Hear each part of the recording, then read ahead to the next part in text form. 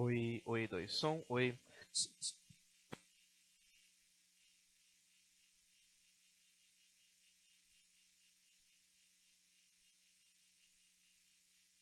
Não, espera um pouco.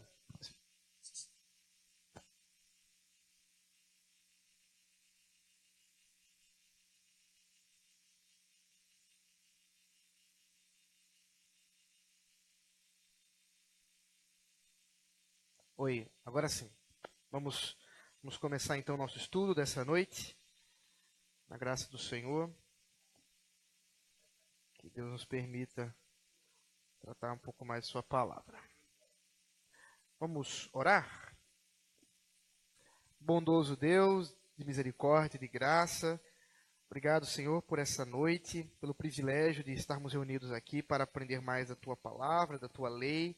Ajuda-nos a compreender o assunto que iremos a tratar e que pela Tua graça, Senhor, não só compreendamos intelectualmente, mas que isso possa produzir frutos e que possamos, na confiança do Senhor, praticar aquilo que é reto e justo e bom.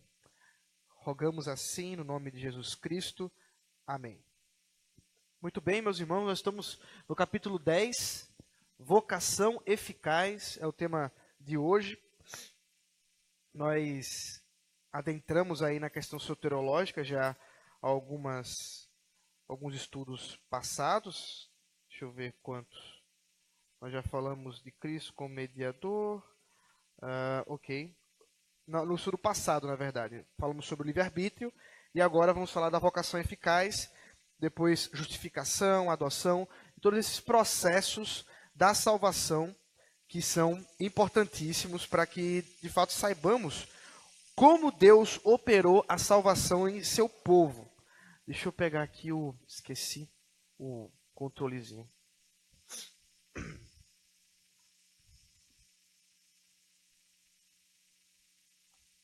Espero que esteja funcionando. Não, deixa eu ver aqui.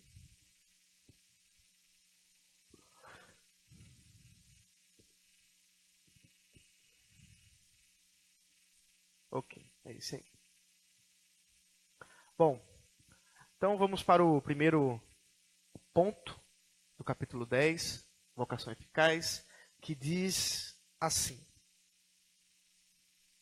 Todos aqueles que Deus predestinou para a vida, e só esses, é ele servido no tempo, por ele determinado e aceito, chamar eficazmente pela sua palavra e pelo seu Espírito, tirando-os por Jesus Cristo daquele estado de pecado e morte, em que estão por natureza, e transportando-os para a graça e salvação. Isto ele o faz, iluminando os seus entendimentos espiritualmente, a fim de compreenderem as coisas de Deus para a salvação, tirando-lhes os seus corações de pedra e dando-lhes corações de carne, renovando as suas vontades e determinando-as pela sua onipotência para aquilo que é bom e atraindo-os eficazmente a Jesus Cristo, mas de maneira que eles veem muito livremente, sendo para isso dispostos pela sua graça. Então, esse é o ensino central daquilo que cremos como vocação eficaz. Na Tulip, né? Na Tulip, a vocação eficaz é que ponto? Vocês lembram? Graça irresistível, exatamente. É a mesma ideia. Assim como podemos chamar de que a operação do Espírito Santo como a graça irresistível, nós também podemos chamar de chamado eficaz. Esse chamado eficaz, ainda que não está aqui descrito, na teologia sistemática, ele está dentro de um assunto maior, que é o chamado geral. Há o chamado interno e o chamado externo. O chamado eficaz é o chamado interno. O chamado geral é o chamado externo. Agora, qual é o meio pelo qual Deus chama externamente os homens? pela pregação da palavra. Então, o que estamos tratando aqui do chamado eficaz é aquilo que acontece através dos meios ordinários, através dos meios que o Senhor usa para chamar o seu povo, que é a pregação da palavra, que é a evangelização, os meios, a leitura da própria Escritura, tudo isso envolvido pela palavra. O ponto central é a palavra. Mas muito bem, por isso que está aqui no primeiro ponto, chamar eficazmente pela sua palavra e pelo seu Espírito. Isso é interessante, mais uma coisa interessante para a gente começar aqui, mais um parêntese. Na teologia reformada inicial, é muito comum nós não vermos um trabalho específico sobre a pessoa do Espírito Santo. Isso vai ser mais trabalhado já nos séculos posteriores, especialmente depois do pentecostalismo, para responder ao que os pentecostais estavam falando. O motivo é que na cabeça dos reformadores, na cabeça reformada, não há diferença entre palavra e Espírito. Quando fala da operação do Espírito, está falando da operação da palavra. Quando está falando da operação da palavra, está falando da operação do Espírito. É uma obra conjunta, porque o Espírito não faz aquilo além do que está na palavra. Assim como a palavra não atinge corações se não for pelo Espírito. Estão unidos, é um trabalho sempre em conjunto. É por isso que na cabeça dos reformadores, quando se fala de revelação do Espírito, quando se fala sobre qualquer uma coisa nesse sentido, está se falando de revelação do quê? Da palavra. Na cabeça reformada, aí estou falando do século XVI, tá, gente? Especialmente, século XVI e XVII. Hoje a gente tem que pensar em muitos outros conceitos, mas na cabeça reformada, pensar, por exemplo, em uma revelação do Espírito Santo. Eu recebi uma revelação do Espírito Santo, jamais seria algo fora da palavra. Não faz sentido na cabeça deles, porque eles entendem que o Espírito age com a palavra. Então, se alguém dissesse assim, eu recebi uma revelação do Espírito Santo, eles não teriam problema nenhum com isso.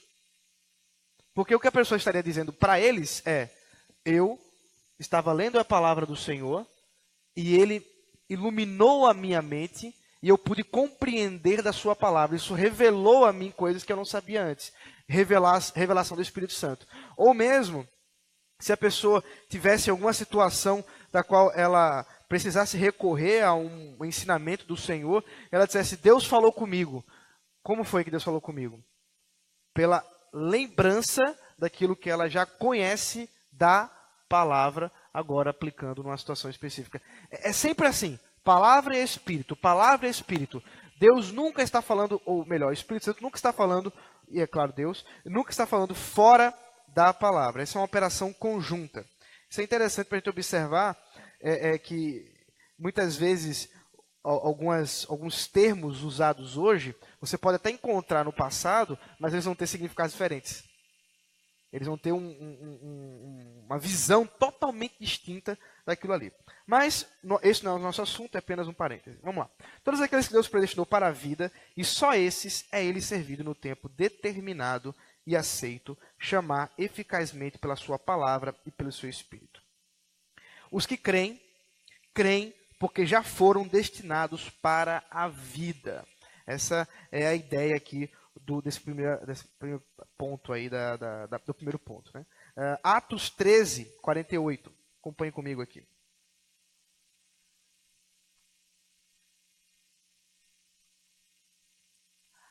Atos 13, 48.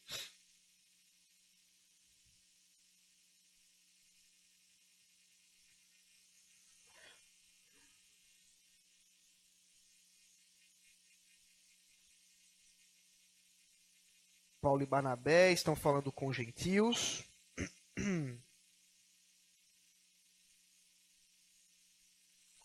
E diz assim, Lucas, os gentios ouvindo isto, ouvindo o quê? A pregação, né? Eles estão, na verdade, uma citação, inclusive. Porque o Senhor assim nolo determinou. Eu te constituí para a luz dos gentios, a fim de que sejas para a salvação até aos confins da terra. Essa é a citação de Isaías 42. E aí os gentios, ouvindo isto, regozijavam-se e glorificavam a palavra do Senhor. E creram todos os que haviam sido destinados para a vida eterna.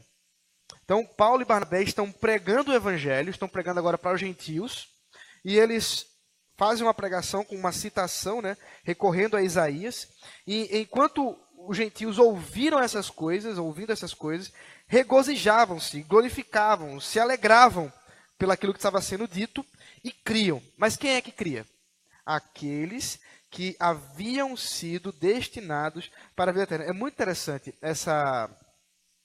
esse parêntese que Lucas abre aqui. Porque como é que ele sabe disso? Não é interessante? Como é que Lucas sabe que creram todos os que haviam sido destinados para a vida eterna? Quem deu essa informação para ele? Porque isso aqui não é algo que visível, né? Paulo e Barnabé estão pregando lá aos gentios. Aí eles, não, então quem creu é... De onde veio essa informação? Obviamente, através da própria inspiração do Espírito Santo. Talvez o próprio Paulo informou assim para Lucas, ou o próprio Lucas compreendeu dessa maneira por revelação divina. Dizendo assim, olha, os que creram é os que tinham que crer mesmo. É os que haviam sido destinados para isso. Por quê? Os judeus, pelo contrário, não creram. Né? Porque aí é que está essa oposição entre a crença dos judeus e a crença dos gentios. Efésios 1, capítulo 5. Ou melhor, Efésios 1, versículo 5.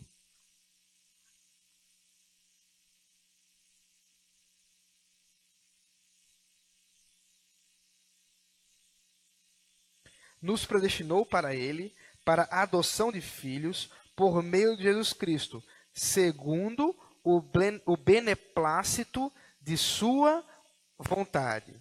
Quer dizer, essa predestinação se dá segundo a boa vontade, segundo os desígnios, segundo a vontade de Deus. Segundo Timóteo, capítulo 1, versículo 9 e 10.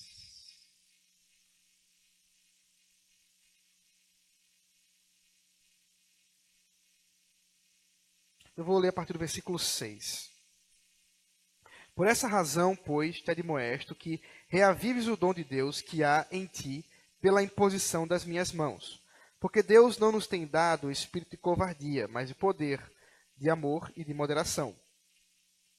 Não te envergonhes, portanto, do testemunho de nosso Senhor, nem do seu encarcerado, que é ele mesmo, Paulo, que sou eu. Pelo contrário, participa comigo dos sofrimentos a favor do Evangelho, segundo o poder de Deus, que nos salvou e nos chamou com santa vocação. Então, essa vocação aí, essa chamada é santa, é particular, é própria, é separada, não é uma vocação qualquer. Não segundo as nossas obras, mas conforme a sua própria determinação e graça que nos foi dada em Cristo Jesus, antes dos tempos eternos. E manifestada agora, pelo aparecimento de nosso Senhor Jesus Cristo, Senhor, nosso Salvador Cristo Jesus, o qual não só destruiu a morte, como trouxe a vida e a imortalidade mediante o Evangelho. Então, o que vemos aqui claramente é que esse chamado se dá mediante alguma determinação já eterna dos desígnios da Trindade. Ela não é alguma coisa solta, né? O Espírito Santo não age de maneira desorientada. Ele sabe muito bem aqueles a quem ele vai alcançar pela pregação do Evangelho. Ele já os conhece desde antes da criação do mundo, e as pessoas já estão numeradas. Os nomes delas já são conhecidos pelo Espírito Santo. Basta que no tempo, né, na história, como diz aqui, no tempo por ele determinado e aceito, essas pessoas sejam alcançadas pela pregação e essa esse trabalho do Espírito Santo, que é esse chamado eficaz. Por isso a expressão eficaz, porque não é um chamado meia boca, não é um chamado que pode dar certo, pode não dar, é um chamado que aqueles que são chamados, não é psiu, né? Vem para cá e acabou essa história. É um trabalho do Espírito Santo, por meio de sua palavra, que vai trazer aquele que está em estado de pecado e morte, observe, para agora, que é o que é natural pela sua natureza, para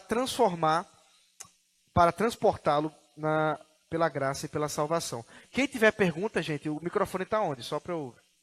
Está com o Lucas. Pergunta no microfone ali para ajudar o pessoal que está na transmissão. Eficaz, tem muitos que usam também irresistível. Irresistível, é isso. Que é a ideia da graça irresistível ou o chamado eficaz. Exatamente, é a mesma ideia. Algumas pessoas preferem o termo eficaz por causa especificamente de um texto da Bíblia que fala daqueles que estão resistindo ao Espírito Santo, como se esse fosse o caso. Mas é claro, o contexto ali não tem nada a ver com salvação, tem a ver com uma outra questão, tem a ver com o chamado de Deus para os judeus, e assim como já havia sido designado, eles resistiriam. Então é uma resistência já determinada que acontecesse. Não tem nada a ver com o chamado da salvação aqui que a gente está falando. Mas o pessoal evita já para não dar essa conotação. Mas observe, portanto, que esse chamado, como eu já mencionei, ele é pela palavra. Vamos ver alguns textos que atestam isso. Segunda carta aos Tessalonicenses, capítulo 2, versículo 13. Quem achar, por favor, leia. Segunda Tessalonicenses, capítulo 2, versículo 13.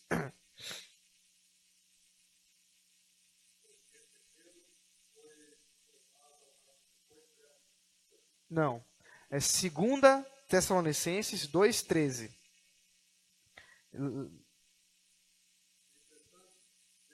Não, microfone. Entretanto, devemos sempre dar graças a Deus por vós, irmãos amados pelo Senhor, porque Deus vos escolheu desde o princípio para a salvação, pela santificação do Espírito e fé na verdade. 14 agora. Para o que também vos chamou mediante o até o 17, evangelho, só para adiantar. no nosso Evangelho, para alcançardes a glória de nosso Senhor Jesus Cristo. Assim, pois, irmãos, permanecei firmes e guardai as tradições que vos foram ensinadas, seja por palavra, seja por epístola nossa. Ora, nosso Senhor Jesus Cristo mesmo e Deus, nosso Pai, que nos amou e nos deu eterna consolação e boa esperança pela graça, consolem o vosso coração e vos confirmem em toda boa obra e boa palavra. Pois bem, então como foi que eles foram chamados? Mediante, versículo 14, o nosso evangelho. Então esse chamado, ele tem um meio, ele tem uma forma, que é a pregação do evangelho. Eu fiz questão de que lessem até o versículo 17, porque esse texto é muito interessante. Tem um parênteses aí que eu gosto de tratar. Observe o versículo 15. Assim, pois, irmãos, permanecei firmes e guardai as tradições que vos foram ensinadas, seja por palavra, seja por epístola nossa. Esse é um dos textos que os romanos usam para defender a ideia de uma tradição paralela à Escritura, dando a ideia de que algumas doutrinas reveladas pelo Senhor Jesus aos seus discípulos não foram escrituradas, mas são passadas pelos discípulos por uma questão oral, uma tradição oral. E essa tradição, por exemplo, é que atesta algumas doutrinas que eles defendem. O problema dessa visão é que muitas e muitas vezes essas tradições que eles estão defendendo, elas vão de encontro com as Escrituras, com as epístolas, o que não faria nenhum sentido. O apóstolo Paulo está dizendo que vocês devem guardar as tradições que forem ensinadas, seja por palavra, seja por epístola, mesmo que elas sejam contraditórias, mesmo que elas não façam sentido, como, por exemplo, a tradição da virgindade de Maria, da Imaculada Conceição e outras coisas mais. Isso tudo está fora da Escritura, mas também é contra aquilo que a Escritura defende. Essas tradições aqui mencionadas, e é interessante ouvir essa palavra tradição, porque às vezes ela é usada com um termo negativo. A tradição é um termo, nós não seguimos tradições. Não, seguimos tradições. As tradições apostólicas, as tradições da Escritura. E essas tradições estão escrituradas. Nós seguimos as que nos chegam por meio de sua palavra. Por isso, nós cremos nesse livro antigo, porém extremamente relevante, né? Então, só um parênteses que é importante, até o nosso CTR aqui, Centro de Tradições Reformadas, essas tradições são da Escritura, né? Não são de capricho de ninguém, muito menos de pensamentos humanos meramente. Não, são coisas vinculadas à palavra e iluminadas por ele. Bom, vamos lá. Tiago, capítulo 1, versículo 18, também fala da palavra.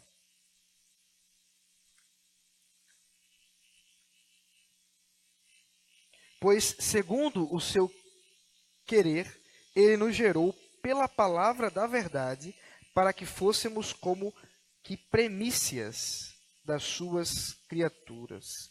Então, segundo o seu querer, ele nos gerou pela palavra da verdade. Esse é o meio em que Deus opera esse chamado poderoso, esse chamado eficaz.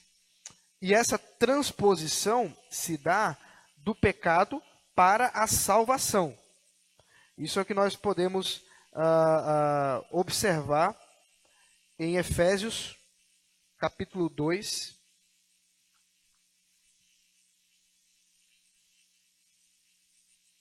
do versículo 1 ao 10. Quem puder, leia, por favor, o microfone.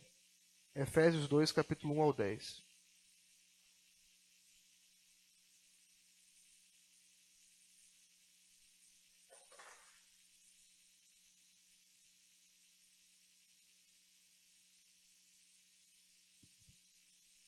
Efésios 2, do 1 ao 10.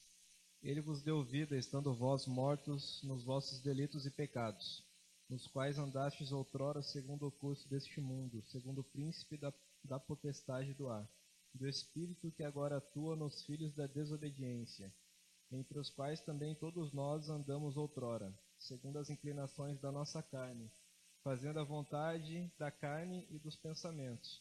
E éramos por natureza filhos da ira, como também os demais. Mas Deus, sendo rico em misericórdia, por causa do grande amor com que nos amou, e estando nós mortos em nossos delitos, nos deu vida juntamente com Cristo. Pela graça sois salvos, e juntamente com Ele nos ressuscitou e nos fez assentar nos lugares celestiais em Cristo Jesus, para mostrar nos séculos vindouros a suprema riqueza da sua graça, em bondade para conosco em Cristo Jesus, porque pela graça sois salvos mediante a fé. Isto não vem de vós, é dom de Deus, não de obras, para que ninguém se glorie.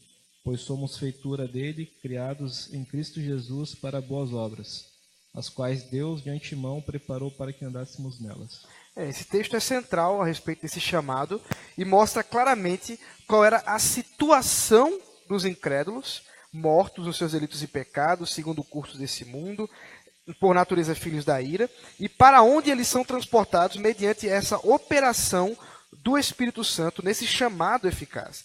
Por isso, Jesus Cristo faz isso tirando-os desse estado de morte e agora fazendo-os permanecer nesse estado de graça e de salvação. E isso ocorre mediante uma iluminação dos seus entendimentos espirituais. Essa iluminação se dá, e é aí que o chamado eficaz opera, por meio de um novo nascimento. Esse é o ponto central. Como é que se dá esse chamado? Pela regeneração, pelo novo nascimento. O que é esse chamado eficaz? É o nascer espiritual. Aqueles que estavam mortos agora passam a viver espiritualmente, por causa do Espírito Santo. Essa operação, ela não poderia ser feita mediante vontade humana. Não poderia ser feita mediante uma obra ou uma tentativa humana de reviver, né? Um morto não pode, por si mesmo, voltar à vida, ou reviver-se, né? Ou ressuscitar. Não, ele precisa de uma operação externa. E quem é que faz essa operação? O Espírito Santo. O homem é naturalmente morto, mas sobrenaturalmente vem à vida pela operação do Espírito Santo. E uma vez que ele é regenerado, uma vez que ele nasce de novo, aí as coisas mudam. O seu entendimento é iluminado. Lembra, Romanos capítulo 1 fala que o pecado conduziu de tal forma a mente humana que os seus raciocínios se tornaram nulos. Agora, nascendo de novo, o raciocínio humano não mais é nulo, mas ele traz vida por meio já dessa obra. É por isso que nós cremos que quem inicia essa obra salvífica é o próprio Deus, é ele que vai conduzir toda essa operação. Mas quando nós falamos de arrependimento e fé, ela não é uma obra iniciada no homem, mas ela é uma obra externa que produz arrependimento e fé. O arrependimento e a fé são um produto de um coração regenerado. Um coração já nascido de novo. Veja, por exemplo, a promessa de Ezequiel 36, 26.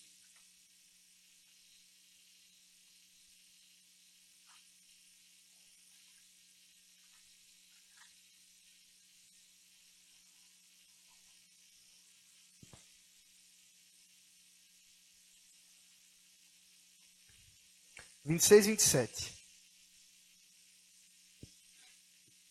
Dar-vos-ei coração novo, e porei dentro de vós espírito novo.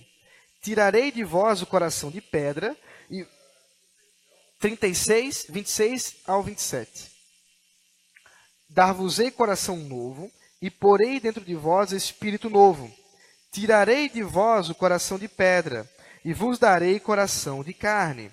Porei dentro de vós o meu espírito, e farei que andeis nos meus estatutos.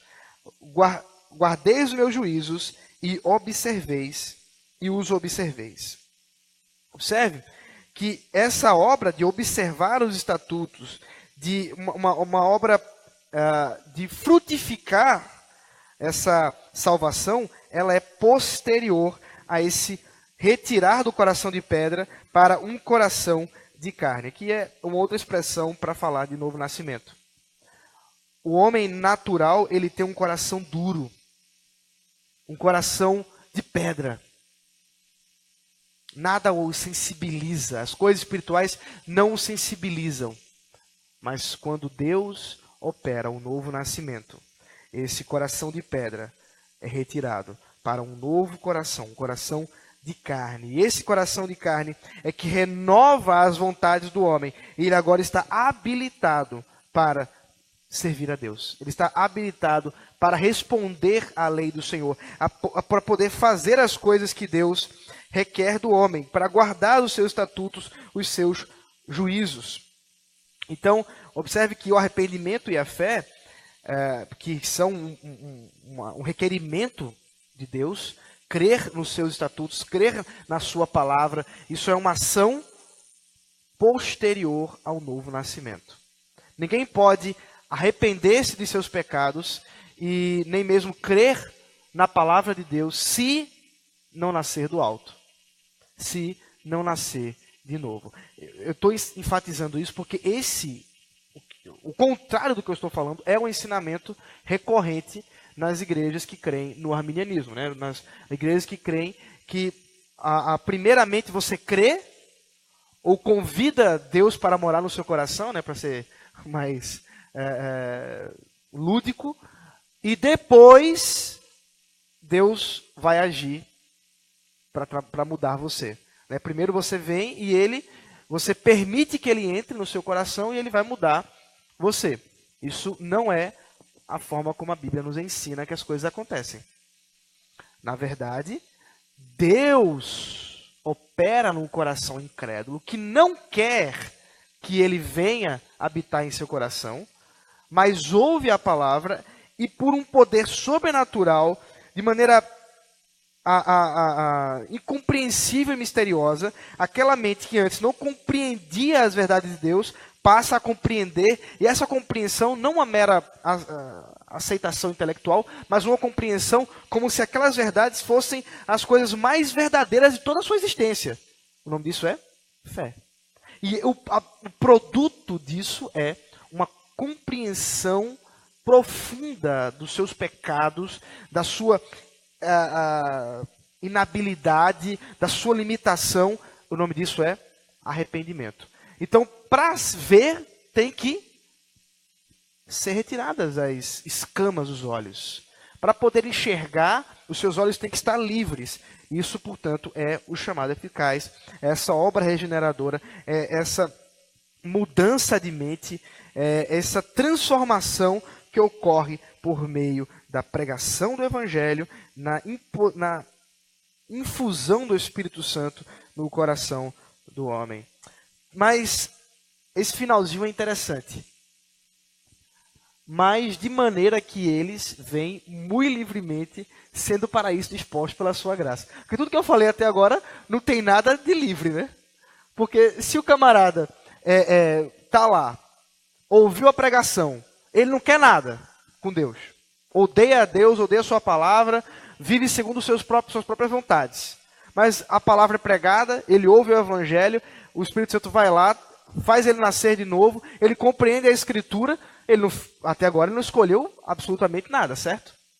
Sua vontade não está sendo observada, não está sendo olhada por Deus.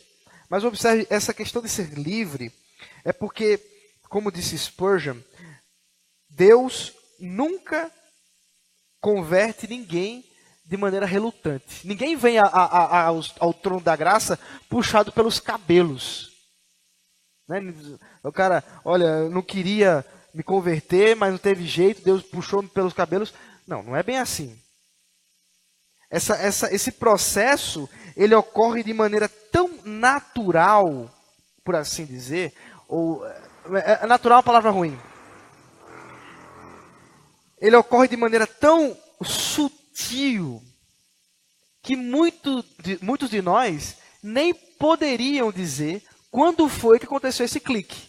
Especialmente se você nasceu numa igreja já cristã e você já teve uma educação cristã, dificilmente você vai poder dizer assim, eu tive o clique no dia tal. Quando você não vem de uma educação dessa, você não é um cristão de berço, e você tinha um procedimento, e você observa com clareza que você mudou isso, aí fica um pouco mais fácil de compreender, mas ainda assim é difícil. Você está olhando assim, né, sei lá, você está lendo a palavra, o pregador, sei lá, vendo na internet, não sei, e de repente nasci de novo. Não é assim que as coisas acontecem. Observe João 6, versículo 37.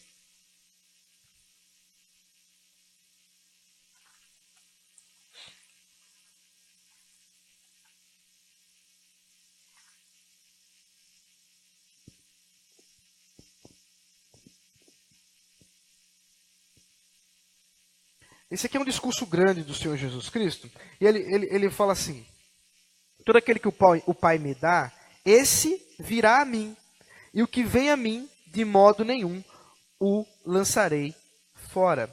A ideia é que se Deus deu a Cristo essas pessoas, elas virão a Ele. Elas não serão forçadas a virem a Ele. Elas virão a Ele. Por muitos meios. Isso se dá muito livremente, sendo para isso dispostos pela sua graça. É a graça de Deus que vai causar essa disposição do coração, mas essa graça ela faz de maneira tal que ninguém se sente forçado, né? Isso é muito importante. Eu lembro, nos meus tempos passados, né, uma outra igreja, que no momento do apelo, às vezes era um negócio até constrangedor. Tinha uma irmãzinha, lembro perfeitamente, eu era uma criança, devia ter uns 7 anos, mas lembro perfeitamente disso. Uma irmãzinha do meu lado e tinha um outro rapaz do lado dela.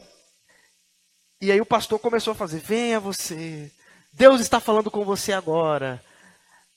Não duvide, venha para cá, Deus está te convidando, vem já. Né? Tem até aquela música, vem já. Como é? Alma cansada, vem já. Né? Aí já, manso e suave, Jesus convidando. Só que a irmãzinha não era manso e suave, não. Eu vou dizer como é que ela fazia. Ela dizia assim, olhava para ele e falava assim, é agora. Se você veio até aqui, vai lá para frente. Você não sabe o que vai acontecer com você quando sair daqui. E se você for atropelado por um carro? Aí ela começou, né, a criar toda uma situação que ou o cara ia, ou então ele ia apanhar dela. E ele terminou indo. Na hora que ele levantou assim a mão, ela fez... Aí levou ele, toda aquela alegria e tal. Mais uma alma. Eu lembro perfeitamente disso. Não é assim, né? Ainda que Deus possa usar até a irmãzinha, né? Na sua grosseria, mas o Espírito Santo não age dessa maneira. O Espírito Santo, ele de fato trabalha nos nossos corações de uma maneira poderosa, mas sutil. Levando-nos a crer na sua palavra, levando-nos a amar Jesus de uma maneira tão natural que parece até que foi a gente que fez. É por isso que tem gente que acredita até mesmo que foram eles que creram, não é mesmo? Muita gente que diz assim, não, eu criei, mas você creu por quê? Porque você... Tem gente, eu me converti. Como é que eu me converti? Não, é porque Deus converteu você. É que Deus trabalhou no seu coração e você foi transformado. Essa é a forma como Deus age, de maneira tão poderosa, e por isso que ele diz aí, até mesmo levando a vontade livre do homem. É claro, essa vontade livre aí lembra tudo que a gente falou nas semanas passadas sobre o livre-arbítrio. Esse livre está dentro dessa definição aí, tá, gente? Perguntas? Posso passar? Vamos lá. Então esse basicamente é o ponto central do nosso estudo, só que tem algumas coisas que, vamos dizer assim, alguns detalhes que a gente pode trabalhar um pouco mais. Vamos lá. Ponto 2.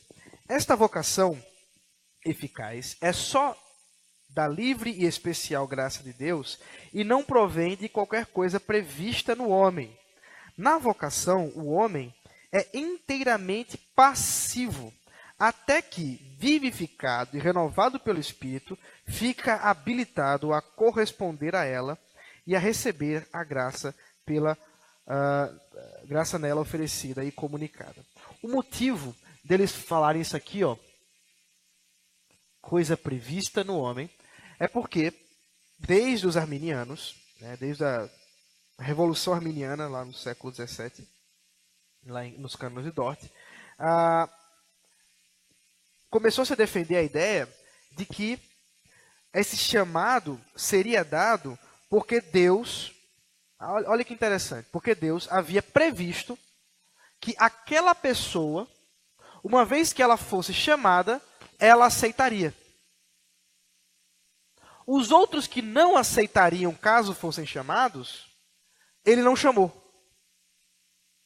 Então é mais ou menos assim, Deus só oferece o evangelho de fato no seu chamado interno àqueles que ele previu que estariam de alguma maneira habilitados por natureza própria para crer naquilo que foram convidados a crer. Estão entendendo o ponto? Essa é a visão arminiana. Que como se houvesse algumas pessoas que têm uma natureza propícia a crer e outros que não. E essa natureza não foi preparada por Deus. Ela foi prevista por Deus, mas isso é do próprio indivíduo em aceitar por diversas questões. Aí, para explicar isso, eles normalmente não conseguem explicar, não. Como é que essa pessoa ela está mais habilitada que outras para crer. Se você perguntar isso aí, vai complicar o camarada, pode ter certeza. Mas é claro que isso não está na Escritura. Deus não precisou ver nada disso. Até porque, segundo a Escritura, todos os homens estão igualmente condenados, mortos, incapazes. Não tem ninguém capaz. Não tem ninguém melhorzinho que o outro. Está todo mundo no mesmo barco. Está todo mundo na mesma situação. Seja judeu, seja gentil, todos. É essa a grande argumentação do apóstolo Paulo no capítulo 1 até o capítulo 3 de Romanos. Portanto, essa resposta não se dá por conta de uma coisa, essa graça não se dá por conta de uma coisa prevista, mas pela própria liberdade do próprio Deus em fazer, em conduzir dessa maneira. Mas eles, portanto, só podem responder, e assim, o incrédulo, o homem, ele é passivo nessa situação até que o Espírito Santo lhe vivifique. Até então ele não tem ação nenhuma. Observe aqui em 1 Coríntios, capítulo 2, versículo 14.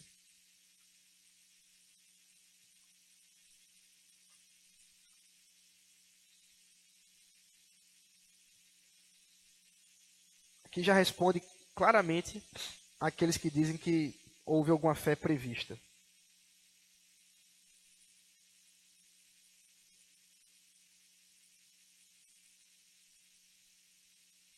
Primeira 2:14.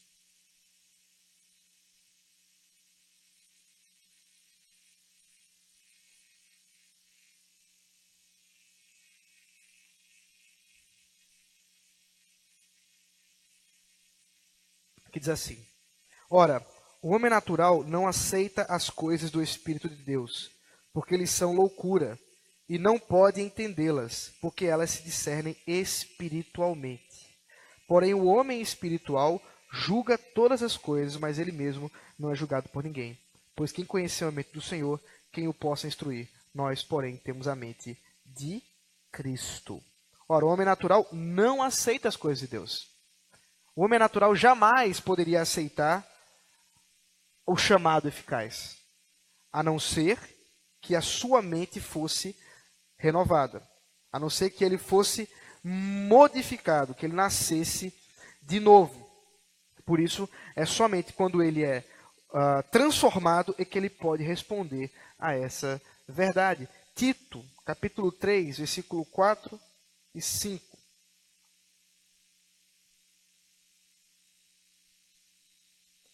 Quando, porém, se manifestou a benignidade de Deus, nosso Salvador, e o seu amor para com todos, não por obras de justiça praticada por nós, mas segundo sua misericórdia, ele nos salvou mediante o lavar regenerador e renovador do Espírito Santo, que ele derramou sobre nós ricamente por meio de Jesus Cristo, nosso Salvador, a fim de que, justificados por graça, nos tornemos seus herdeiros, segundo a esperança da vida eterna.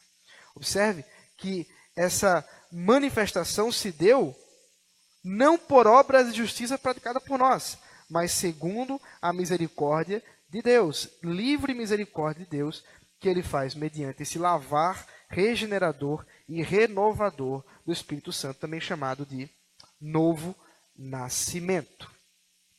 Ok? Agora vem o ponto 3. E esse ponto, ele não é polêmico, ele só é difícil. Tu quer perguntar? Eu acho que antes de passar é interessante fazer a pergunta. Eu não sei se vai falar sobre isso mais adiante, mas uma questão assim, como que seria... Ele está falando do novo nascimento, chamado eficaz como novo nascimento. Só que existe um processo, pelo menos para algumas pessoas, pelo menos eu lembro do meu caso, até o momento do clique, eu lembro do clique, lembro do dia, data e hora. Mas teve um processo até aí. Primeiro você começa a aceitar algumas coisas, se interessar. Teria alguma coisa para falar sobre isso? Isso é aqui, ó. Sendo para isso dispostos pela sua graça. Todo esse processo está aqui descrito como dispostos pela graça de Deus.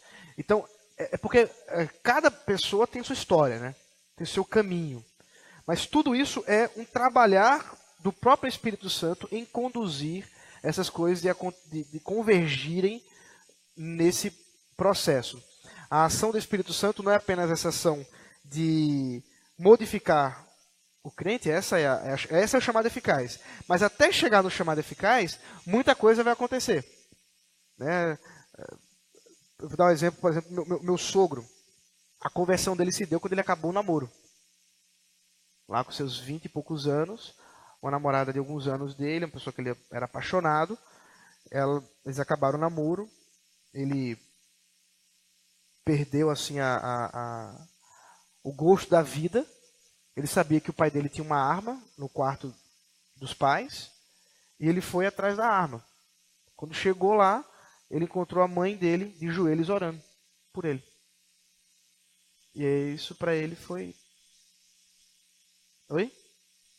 Foi o clique, foi arrebatador, assim, foi um negócio que destruiu ele por dentro. E aí na mesma hora ele pediu para que ela orasse por ele, eles conversaram, etc. Dali, ele saiu, daquele quarto ele saiu um novo homem. Mas até que chegasse aí, muita coisa aconteceu. Né? Inclusive a pregação do evangelho que ele ouviu muitas e muitas vezes sentadinho no banco da igreja presbiteriana fundamentalista. Que ele cresceu na igreja, mas só foi se converter com 20 e poucos anos. Não é interessante? Mas até lá, muita coisa aconteceu. Até o dia que Deus operou, e dali então ele se tornou um novo homem completamente. Mesmo porque nós já abordamos ali que aqueles que Deus deu a Cristo, quer dizer, são de Cristo, você mais cedo ou mais tarde estará nas mãos de Cristo. Rendido aos pés de Cristo.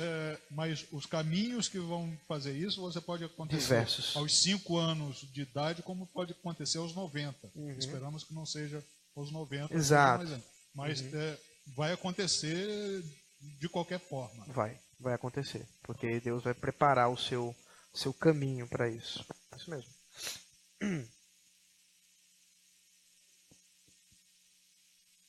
Só complementando aqui, a gente leu o versículo 5 de Efésios 1. Né? Foi. Mas o 4 aqui também ele é bem interessante no sentido de que que ele nos escolheu antes da fundação do mundo, né? Isso, perfeito. E João 6 e 44, a gente leu 37, mas o 44 fala que ninguém pode vir a mim se o Pai que me enviou não trouxer. Então, é um presente de Deus Pai Deus Pai para Deus Filho. Deus Pai para Deus Filho. Perfeito. O fato de nos levar para Ele, né? Exatamente. Deus Pai está entregando a Deus Filho. Quer dizer, nessa operação trinitária ninguém mete a mão, né? Ninguém pode impedir, né, que aquilo que Deus Pai está entregando a Deus Filho aconteça, né? Olha, Deus Pai tentou até mesmo entregar, mas aquele camarada foi tão teimoso que Deus não conseguiu. Não tem esse, né? Não tem esse tão teimoso que Deus não consegue. É claro que aqueles que Deus já pré-ordenou, predestinou, eles serão salvos, eles serão transformados, eles já estão entregues a Cristo e cabe a Cristo, no devido tempo, por meio do Espírito Santo, trazê-los para si. O ponto 3 como eu falei, não é que ele seja polêmico, mas ele é difícil. Vamos lá. As crianças que morrem na infância, sendo eleitas, são regeneradas e por Cristo salvas. Por meio do Espírito Santo, que opera quando e onde e como quer, do mesmo modo são salvas todas as outras pessoas incapazes de serem exteriormente chamadas pelo ministério da palavra. Então o que vemos aqui é aquela pergunta, tá? Então as pessoas são salvas pela pregação do evangelho. Mas e as crianças que morrem na infância? Elas podem ser salvas pela pregação do evangelho? Sim ou não? Podem? Não. Mas se elas não têm capacidade de compreensão? É uma boa pergunta. Será que elas não têm? Mas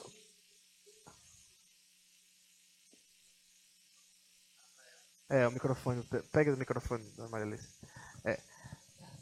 As crianças... Vamos pensar assim. As crianças talvez tenham.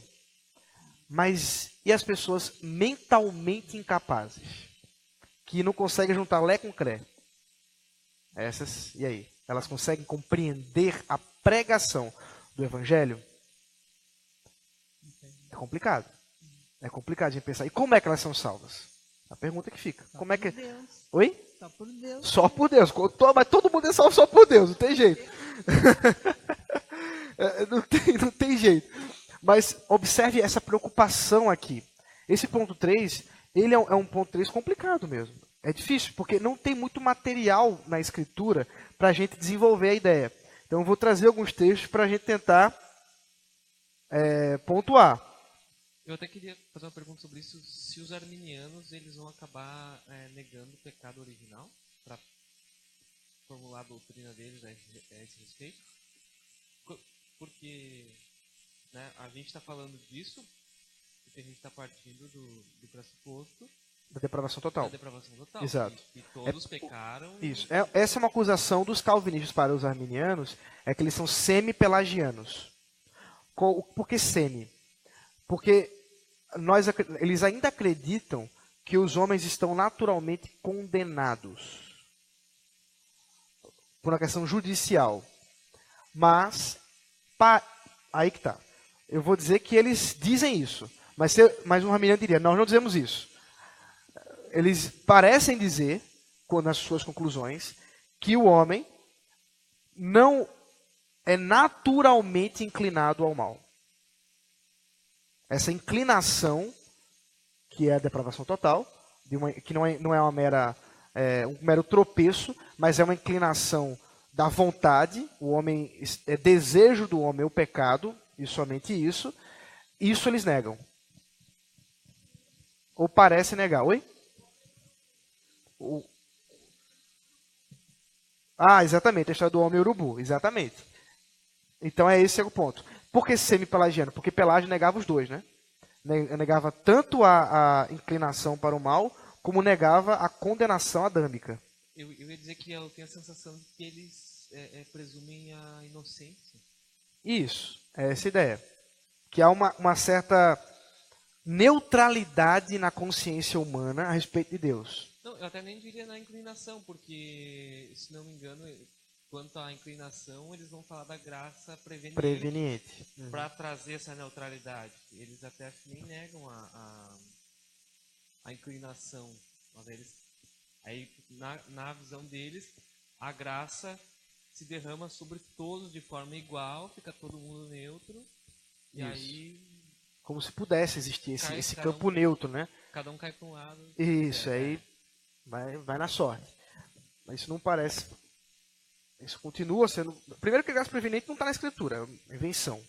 Isso é uma forma que eles inventaram para tentar justificar o problema que eles têm que desenvolver sobre essa questão de como é que o homem naturalmente pode crer em Deus sem que haja um novo nascimento. Essa é a pergunta básica que eles respondem com a graça preveniente. Onde ela está na Bíblia? Não está.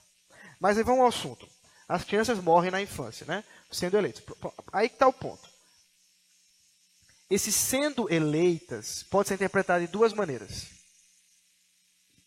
Que alguns juntam com essa aqui. Sendo eleitas pode ser interpretado assim. As crianças que morrem na infância, sendo eleitas, quer dizer, uma vez que são eleitas, são regeneradas por Cristo e por Cristo salvas. Quer dizer, toda criança que morre na infância é eleita de Deus. Ou, eles poderiam estar dizendo assim, as crianças que morrem na infância, as que são eleitas, são regeneradas por Cristo e salvas. Então, tem as duas interpretações para a confissão. Mas e a Bíblia? A Bíblia o que fala? Pois é, a Bíblia parece não nos dar muita informação. Vamos lá. É o quê? O comentário da confissão, né? Pastor, Oi. só que essa primeira interpretação aí dá a entender que toda criança ela é eleita, daí depois que ela cresce, ela deixa de ser eleita? Não, mas só as que morreram. Entendi. Esse que é o ponto. Só as que morreram eram eleitas. E por isso que aqui, ó, do mesmo modo, são salvas todas as outras pessoas incapazes de serem extremamente. Aí, do mesmo modo, está dizendo o quê? Que todas as outras pessoas incapazes também são eleitas, todas.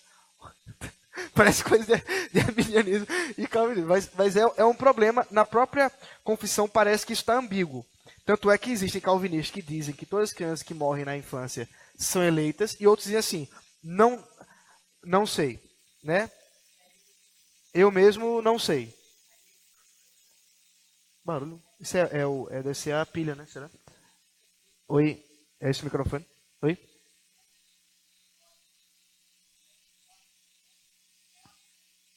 Na infância.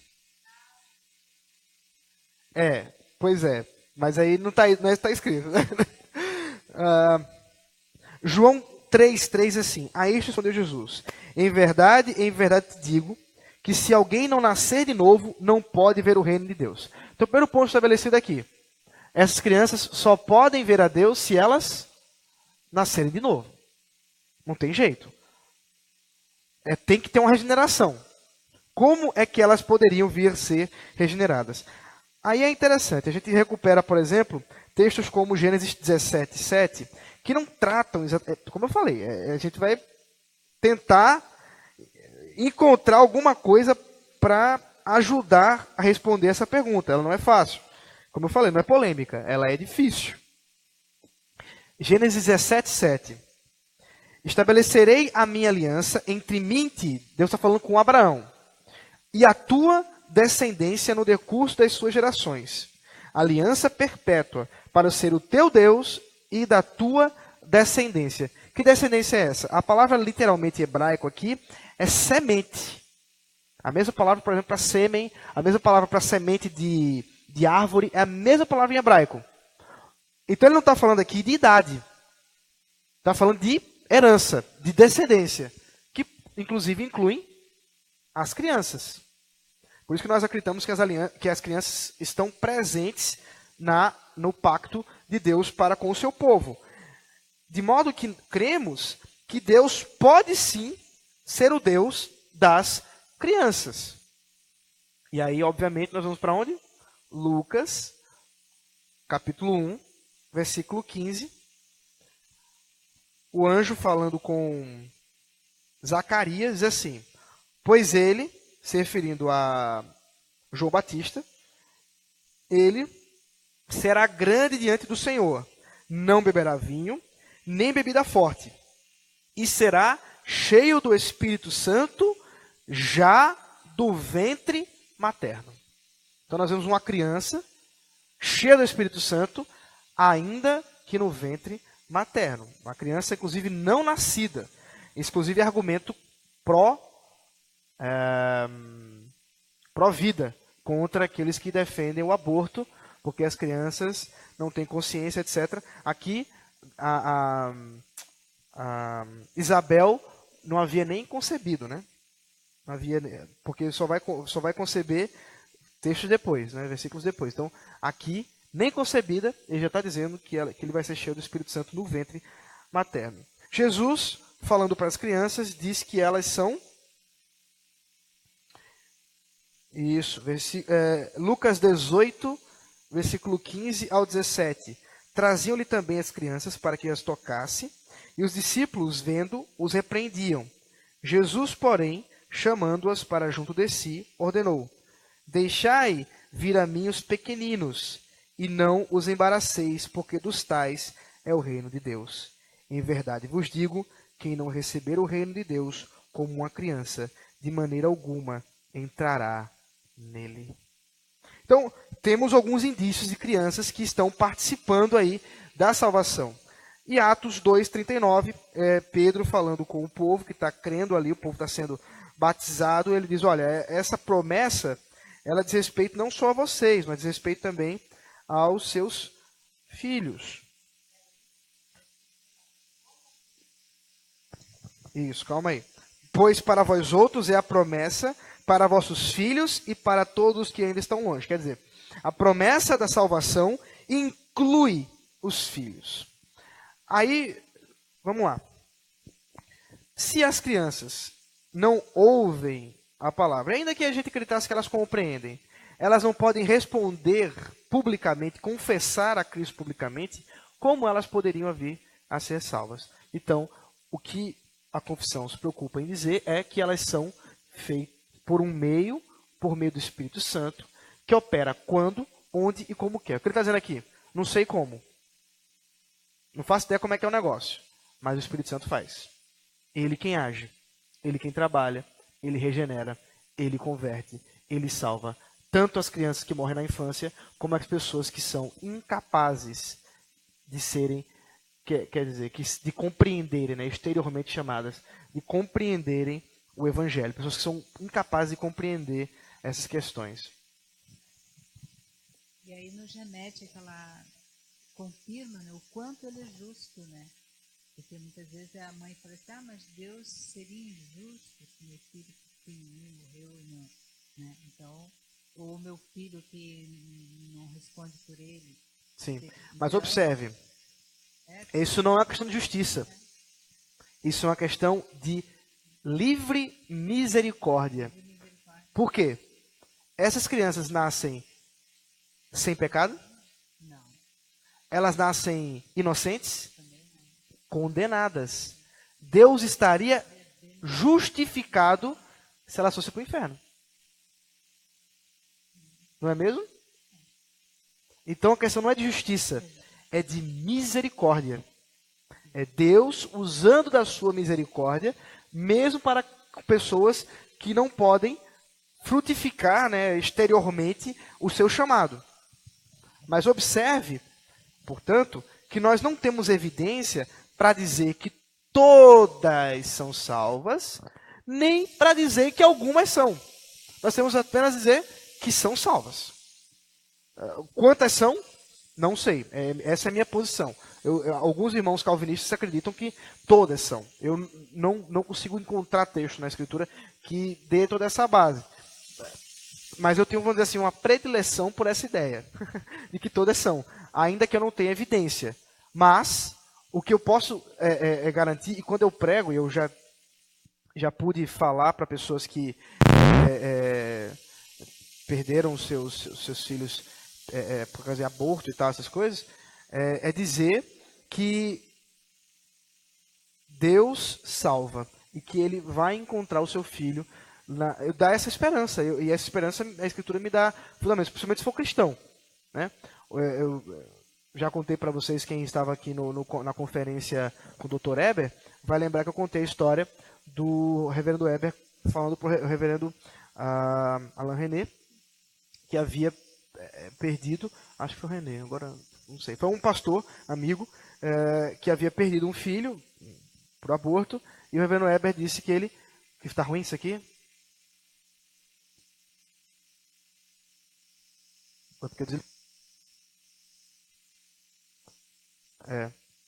É um besouro aí. Depois a gente... Mas está saindo na gravação, na transmissão? Ninguém está reclamando?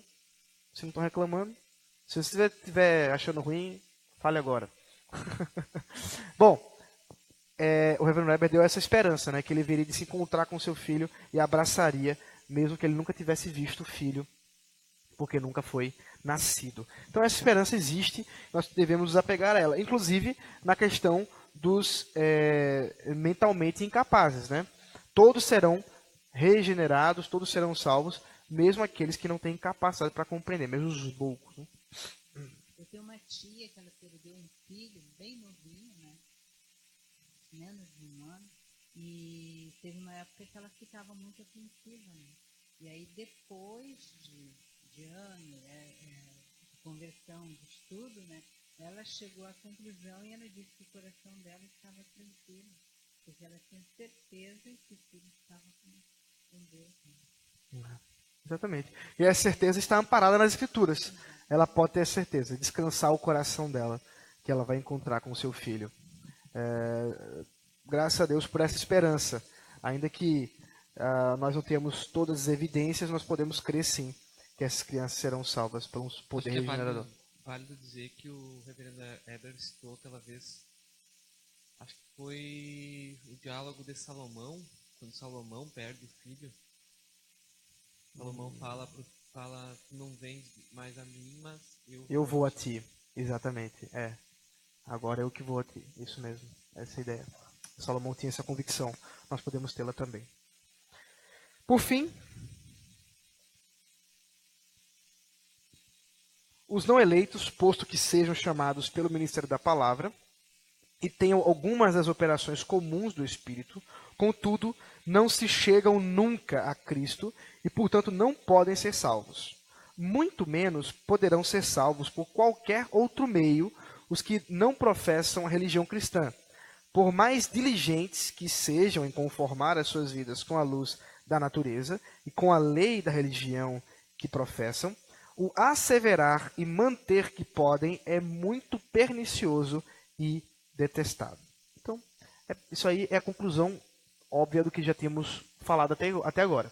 Que é aqueles que não são eleitos, mesmo que ouçam a palavra, eles não são convertidos. Mesmo que participem da igreja, mesmo ontem, né, inclusive eu escrevi um texto, talvez vocês já tenham lido, dos zumbis, né, da igreja. São pessoas que estão na igreja, que vivem a vida da igreja, mas nunca foram transformados.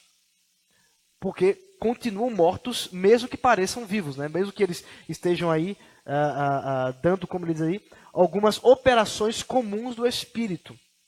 Essa expressão faz referência ao texto de Hebreus, né? 6, é um texto clássico também sobre esse assunto.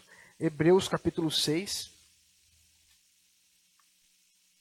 fala sobre apostasia, que diz assim, a partir do versículo 4. Hebreus 6, a partir do versículo 4.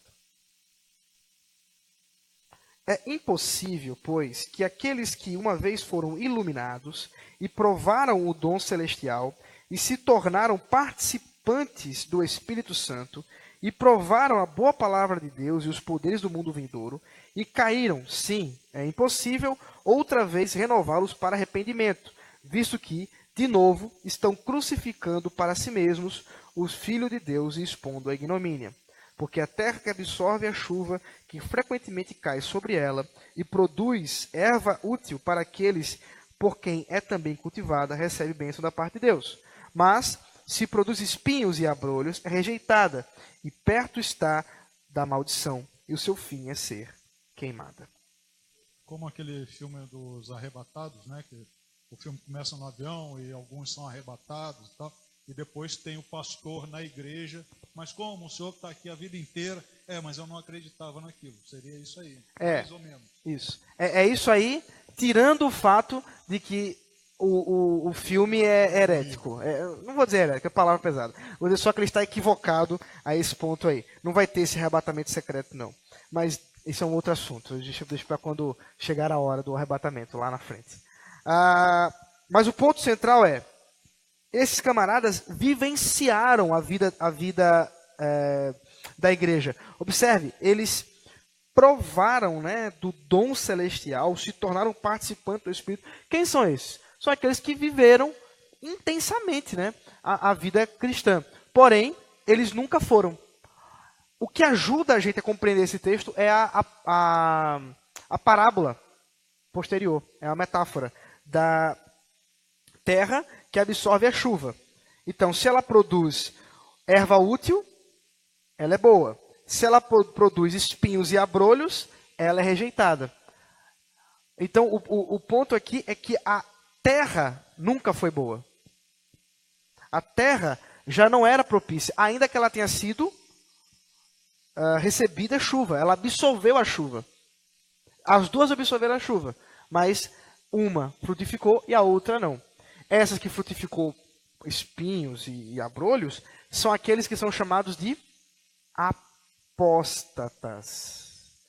Não é que eles perderam a fé, eles nunca a tiveram, mas eles são negadores da fé. Se tornam piores do que incrédulos, porque conhecem a verdade, mas negam-a à torta e à direita. Agora, há pouco tempo, Drica me mandou uma mensagem de um casal de missionários que ela conhece desde a infância e que eles simplesmente os dois, ele começou uma pesquisa aí, não sei o que lá. Agora, mandaram uma mensagem para a filha, um ano depois, dizendo que eles não são mais cristãos, que eles não creem que Cristo é Deus e que eles não podem viver mais nessa mentira.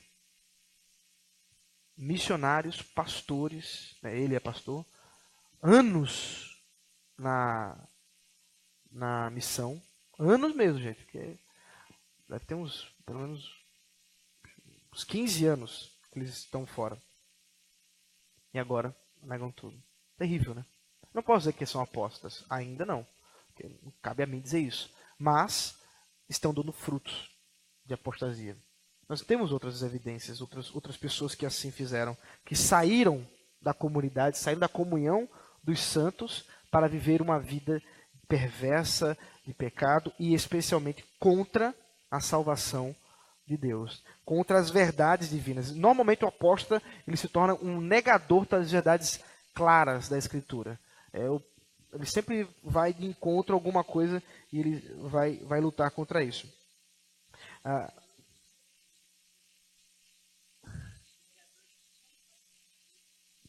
Isso, ele vai ter muitos meios, né? Vai culpar a Deus, vai fazer um monte de coisa para ser um apóstata. Por fim, né? Então, o ponto aqui 4 diz que defender outra coisa que não essa que foi aqui dita é pernicioso e detestável. O que quer dizer com isso? Ele está dizendo que defender que Cristo não é o único meio de salvação, que há outras formas de salvação além de Cristo, é pernicioso e detestável. Olha só alguns textos. Segunda carta de João, capítulo 1, versículo 9.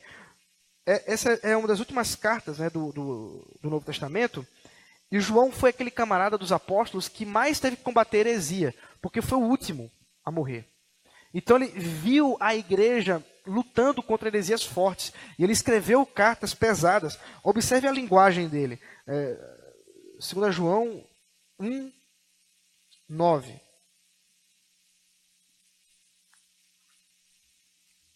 Que só tem um capítulo, inclusive. Todo aquele que ultrapassa... Não, vamos começar do versículo 7. Porque muitos enganadores têm saído pelo mundo afora, os quais não confessam Jesus Cristo vindo em carne. Negavam a encarnação de Cristo. Assim é o enganador e o anticristo. Acautelai-vos para não perderdes aquilo que temos realizado com esforço, mas para receberdes completo galardão. Todo aquele que ultrapassa a doutrina de Cristo e nela não permanece, não tem Deus. Alguém que está fora do Evangelho, que está fora da ortodoxia, das crenças básicas do Evangelho, esse não pode ter Deus. O que permanece na doutrina, esse tem tanto o Pai como o Filho. Se alguém vem ter convosco e não traz essa doutrina, que doutrina? De que aquele que tem a doutrina tem o Pai e o Filho, e quem não tem o Pai e o Filho, não recebais em casa, nem lhes deis boas-vindas, porquanto aquele que lhe dá boas-vindas faz-se cúmplice das suas obras más. Olha que pesado ele falou. Você não deve nem ter contato com esse tipo de gente. Com herege não se conversa. É o que ele está dizendo aqui. Por isso que a palavra heresia, ela deve ser, eu até falei da brincadeira, por isso que eu disse que não é heresia não. Porque há irmãos que foram regenerados por Cristo, mas que têm dificuldades e que creem dessa maneira que o Renatão falou. Eles estão equivocados, mas eles não são hereges. A heresia ou apostasia é algo muito grave. É a negação das doutrinas centrais da fé cristã. Como, por exemplo, que a salvação é somente por Cristo. Alguém que diz que há salvação fora de Cristo, por outros meios, essa pessoa é alguém da qual nós não devemos evitar contato, evitar a comunhão, porque são pessoas perniciosas. O apóstolo Paulo chama de pessoas cancerosas, porque elas trazem câncer para a igreja. Por isso, a igreja deve se proteger desse tipo de pessoa. E no caso, daquelas religiões, até mesmo acho que o catolicismo, que fala que a salvação é por Cristo, mas Cristo mais Alguma coisa. alguma coisa, mais boas obras, mais sacramentos. Isso é central. É um erro central da fé cristã. Agora, observe que isso é importante. O que ele está falando aqui, ele não está tratando de incrédulos como geral. Não é que você tem que se afastar de todo incrédulo, agora você tem que viver na sua bolha cristã. Não é isso. Ele está falando de pessoas que se dizem professar a fé cristã, que participam muitas vezes da igreja, mas que professam esse tipo de coisa. Esse tipo de gente é perniciosa. Se dizem participantes, mas são doutrinariamente contra. Um católico que não participa da nossa comunhão é alguém que precisa, sim, do nosso amparo e da nossa comunhão, limitada, obviamente, pela verdade do Evangelho. Mas que ela possa ouvir a verdade do Evangelho. Mas pessoas que são incrédulas, aí...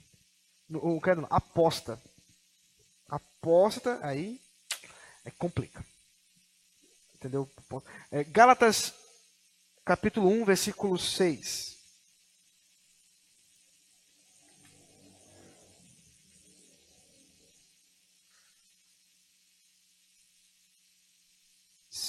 A 9. Admira-me que estejais passando tão depressa daquele que vos chamou da graça de Cristo para outro evangelho, o qual não é outro, senão a que alguns os perturbam e querem perverter o evangelho de Cristo. Mas, ainda que nós, ou mesmo um anjo vindo do céu, vos pregue evangelho que vá além do que vos temos pregado, seja anátema, assim como já dissemos, e agora repito, se alguém vos prega evangelho que vá além daquele que recebestes, seja anátema. Seja maldito. Apóstolo Paulo agora, né? João pegou pesado, agora é o apóstolo Paulo pegando pesado também. Alguém já leu a carta aos Gálatas e sabe que evangelho é esse que eles estão falando? Alguém? Qual é a perversão do evangelho que foi dada aqui? É dos judaizantes que ele está falando? Exatamente. Daqueles que adicionam, além da salvação em Cristo, as obras da lei. Que querem dizer que a salvação ela é meritória e que o evangelho, para ser alcançado, ele tem que ser, ainda é mediado pela lei e, portanto, é necessária a observância da lei para alcançar a salvação. O apóstolo Paulo está dizendo que isso é anátema. Pesado, não é? Porque está pervertendo o evangelho de Cristo. As pessoas que creem que além de Cristo é necessário as obras da lei, que ainda precisamos fazer alguma coisa, precisam tomar cuidado. Porque o que a Escritura fala a respeito disso é duro, é pesado. Por isso que precisamos lembrar sempre que a salvação é pela graça e pela graça somente. Sola gratia. Né? Perguntas? Elias?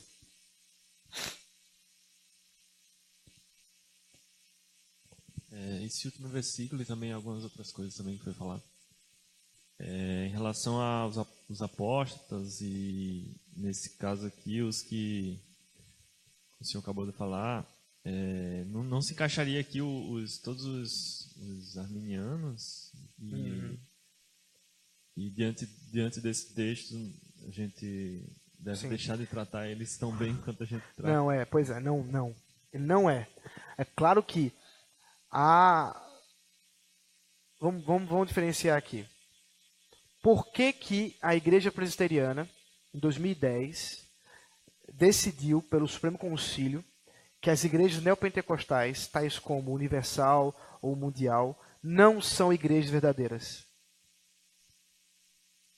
Porque elas estão atribuindo ao Evangelho uma coisa que não é: a teologia da prosperidade. E elas estão determinando que, para ser cristão, você tem que não só seguir a lei, você tem que dar dinheiro, você tem que, lembra, fazer um monte de coisa. Eles estão criando um novo evangelho. Não é o que os arminianos, vamos dizer assim, normalmente creem. O arminianismo, apesar de ser um erro doutrinário grave, ele não é, na minha opinião, há calvinistas que acreditam o contrário do que eu vou dizer, não é uma heresia. Por quê? Porque eles professam que Cristo é o único meio de salvação. Eles professam que isso se dá por meio da graça somente. O problema é que eles compreendem essas duas doutrinas de maneira errada. Mas eles professam isso. Então é diferente de alguém que negue isso de pronto. Dizer que não é somente pela graça. Tem que dar. Como diria de Macedo, ou dá ou desce. Não é isso? Então, o que está em jogo aí? É um outro evangelho. Então, ainda que eles acredito que eles estão equivocados, eu não acho que a gente deva tratá-los como não irmãos. De forma alguma. Agora, é claro, existe um cuidado aí que a gente tem que ter, porque, como eu já falei em outros momentos, o arminianismo ele é abrangente, né? Abraça muita coisa. Então, há arminianismos e arminianismos, né? Então a gente tem que observar isso com cautela. Nem todo que diz sou arminiano é de fato de Armínio. Outra coisa, como se dá na prática essa questão de seja anátema, seja maldito, e também aquele outro texto que não recebais. Isso. Na prática isso se manifesta primeiramente em termos eclesiásticos. A igreja, na sua liderança, deve se portar em proteger. Então, eu como pastor, meu trabalho de pastorear as ovelhas envolve proteger as ovelhas. E essa proteção das ovelhas envolve detectar lobos no rebanho. Então, se eu observo que há alguém que tem pregado, de ensinar doutrinas que vão de encontro às escrituras, e apesar de ser admoestado, apesar de ser exortado, apesar de ser ensinado, não tem papo com ele, então eu denuncio ao conselho, e o conselho trata de disciplinar essa pessoa até o ponto de excluí-la do rebanho. Então, o primeiro ponto é esse.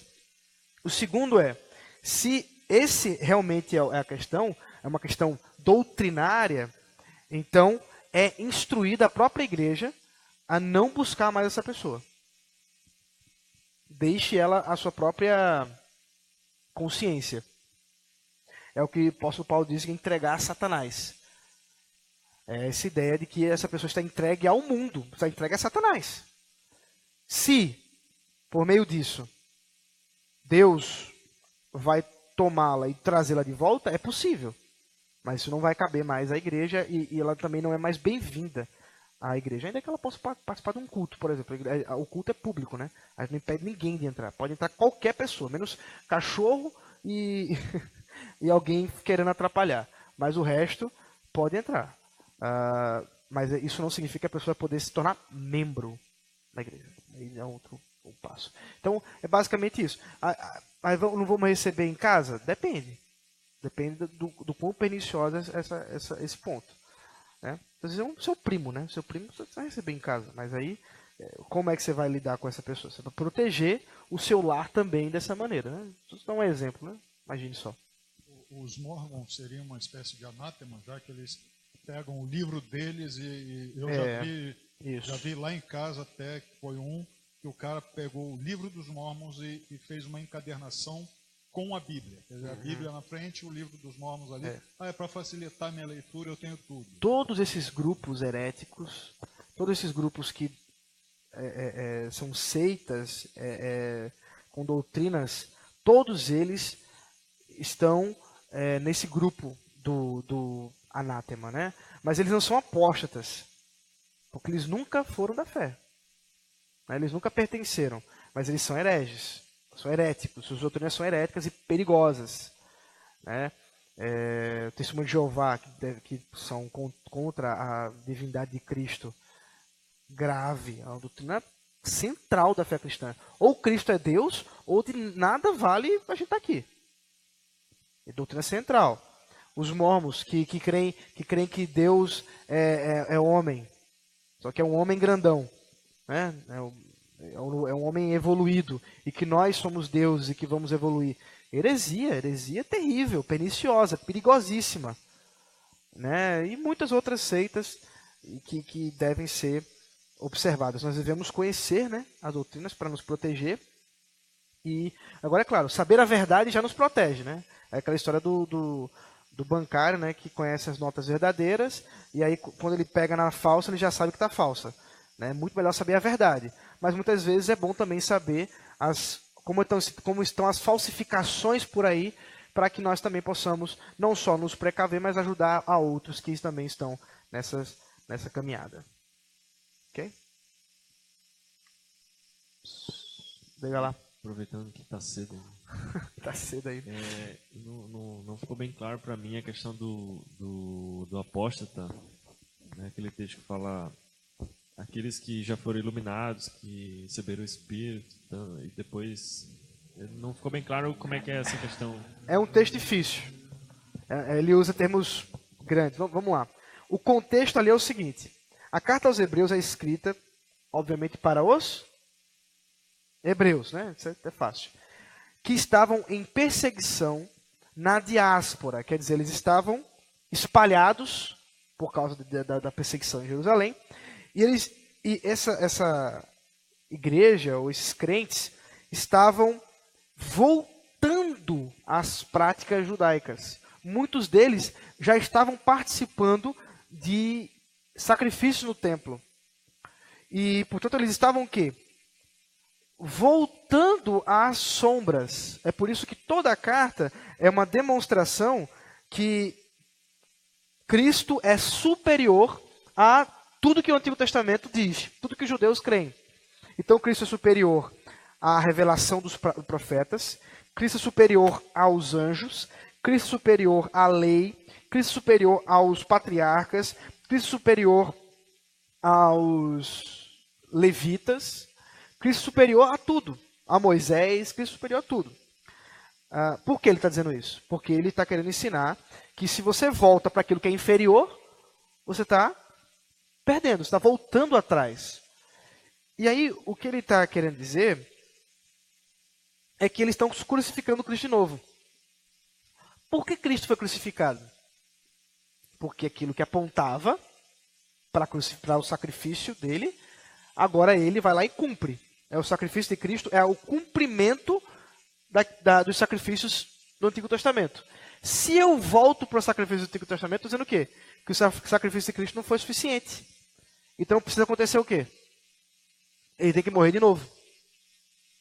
Por isso que ele está dizendo assim, eles estão como se crucificando a Cristo de novo. E isso não vai acontecer. Então eles estão o quê? Apostatando da fé. Eles estão abandonando a fé primordial, que é a certeza de que o sacrifício de Cristo é suficiente para a remissão dos pecados. Se não cremos nisso, como viver? E aí é que é o ponto. Eles viviam na fé cristã, participavam disso, mas agora eles estão voltando à fé. Então isso aqui não está falando assim do desviado. Perceba. Isso não está falando apenas de alguém que era da igreja e que ficou chateado e foi embora. Não é isso. Mas é de alguém que saiu e agora voltou a afirmar crenças que vão de encontro às verdades centrais do Evangelho. Então eles são apóstatas. Alguns unem, e eu também faço isso, mas aí eu precisaria desenvolver muito mais o assunto, mas eu vou só dizer. Alguns unem esse texto com da blasfêmia com o Espírito Santo, ou contra o Espírito Santo. Dando a ideia que essa é a blasfêmia contra o Espírito Santo. Aqueles que provaram do Espírito, quer dizer, como é que eles provaram? Participando dos meios comuns da operação do Espírito Santo. A pregação da palavra, os sacramentos, a comunhão dos santos, a vida da igreja. Eles provaram e a si mesmo negaram o trabalhar do Espírito Santo, negaram as doutrinas centrais. Esses estão blasfemando contra o Espírito. Eles são, portanto, imperdoáveis. Por isso que é duro você falar de que alguém é apóstata, né? Posso tentar ajudar nessa questão? Eu acho que Por favor, me ajude aí. Acho que a dificuldade neles é a questão que diz que eles foram iluminados e provaram o dom do Espírito e se fizeram participantes do Espírito Santo. E aí eles viraram apóstolos. A dificuldade de dizer que eles nunca foram crentes com isso aqui. Mas na verdade é isso mesmo, eles nunca foram crentes, porque ele segue depois falando que para essas pessoas é impossível que sejam renovados para arrependimento. Então, se tu estivesse falando de crente que simplesmente está se desviando, ou vamos usar essa palavra, mas passando por dificuldade na fé, então tu teria que dizer que não tem mais perdão para esse cara, não tem como esse cara voltar. E na verdade não. Um cristão, ele pode se arrepender e voltar. E uma passagem que ajuda, eu acho, a interpretar essa aqui também, a entender isso, como o Ronaldo já explicou bem a questão, o que seria ser iluminado e provar do dom, que é fazer parte. Mas tem aquela passagem onde fala que nem todo aquele que me diz Senhor, Senhor, será salvo, né? Porque alguns vão dizer, em teu nome profetizamos, em teu nome expulsamos demônios, quer dizer, fizemos sinais e maravilhas em teu nome. Então essas pessoas participaram, né? E aí, mas ele vai dizer, afastai-vos de mim, vós que praticais iniquidade, pois nunca os conheci. Não é eu os conheci por um tempo, mas depois vocês se desviaram. Não, eu nunca os conheci. Excelente. É isso aí. Ok? Obrigado, Lucas. Depois você dá. Ok, gente? Tem mais alguma aqui? Não? Então vamos encerrar por hoje. Vamos orar mais uma vez. Obrigado, Senhor, pelo privilégio nosso de aprender a Tua Palavra, por poder refletir essas coisas tão importantes e tão interessantes, Senhor, mas que não seja apenas uma questão, mais uma vez, intelectual, mas que possa, de fato, ganhar fruto em nosso coração e possamos sair daqui mais firmes na Tua Palavra, mais convictos daquilo que o Senhor nos ensina. Ajuda-nos, Senhor, a crer. Ajuda-nos, Senhor, nas nossas debilidades, nossas dúvidas. Ajuda-nos, Pai, pela Tua misericórdia, pela Tua graça, dando-nos também uma noite agradável de sono, descanso, assim também uma continuação da semana, até o Teu dia, onde mais uma vez haveremos de nos encontrar para adorar-Te em espírito e em verdade. Em nome de Jesus. Amém.